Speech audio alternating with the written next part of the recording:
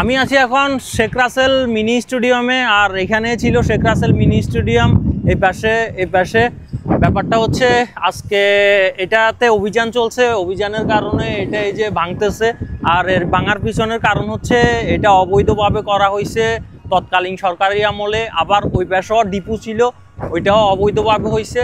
আজকে 2 দিন যাবতে এই চট্টগ্রাম বে টার্মিনাল রোডে যত অবৈধ স্থাপনা আছে সব কিছুই ভাঙতেছে।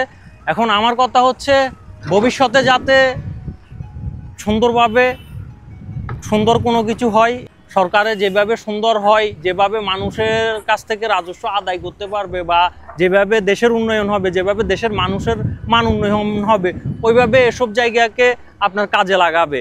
অযথা কোনো পরিকল্পনা করে যাতে এসব জায়গাকে কাজে লাগানো না হয়, বা এইভাবে আবার জনগণের সম্পদ নষ্ট না হয়। এই যে কোটি কোটি টাকার সম্পদ, এখানে এগুলা যে বানাইছে, কোটি কোটি টাকার আপনার বাজেট ছিল, এগুলা কার টাকা? এগুলা আমার, আপনাদেরই টাকা। আর এই টাকা যে গেছে আমাদের পকেট থেকে। কি বাড়ছে? চালের দাম বাড়ছে, তেলের দাম বাড়ছে। আপনি কি মনে করতেছেন চাল তেল এগুলোর দাম এমনিতে বাড়তেছে? না, এমনিতে বাড়তেছে না। এই যে এসব প্রকল্পে যেসব টাকা ব্যয় হচ্ছে, এগুলো আমাদের পকেটের টাকাই ব্যয় হচ্ছে।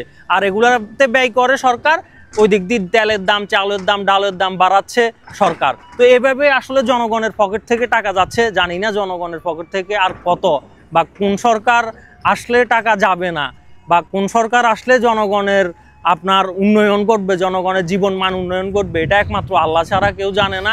তবু আশা করি ভবিষ্যতে যারা দেশ পরিচালনা করবে, দেশের সম্পদ সুন্দরভাবে রক্ষা করবে, অযথা কোনো পরিকল্পনা করবে না। এই যে অযথা পরিকল্পনার কারণ হচ্ছে আজকে এই অবস্থা। এখানে স্টেডিয়াম ছিল, এই স্টেডিয়াম ভাঙা বা দরকারও ছিল না আমি মনে করি এই জায়গাতে। আর এটা সবসময় বন্ধ হয়ে থাকতো, আমি যতদিন দেখছি এটা একটা অকার্যকর একটা স্টেডিয়াম ছিল। তবে পরিকল্পনা অনুযায়ী করতে হবে, আমাদের যা কিছু করতে হবে, না হয় ভবিষ্যতেও এভাবে অপরিকল্পিতভাবে যদি কোনো কিছু করা হয় ভবিষ্যতেও এভাবে ভাঙা হবে। ভালো থাকবেন, সুস্থ থাকবেন।